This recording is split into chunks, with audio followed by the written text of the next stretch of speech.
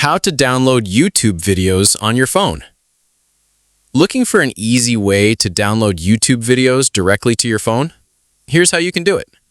First, open the YouTube app and find the video you want to save for offline viewing. Once you've opened the video, tap the three-dot menu near the video.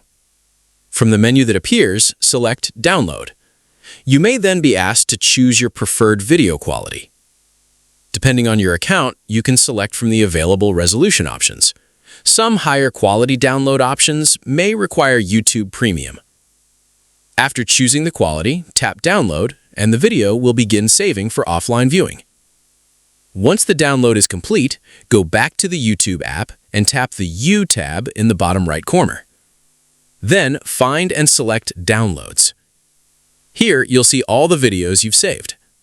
Simply select any downloaded video to watch it without an internet connection. And that's it. That's how you can download YouTube videos for offline viewing on your phone.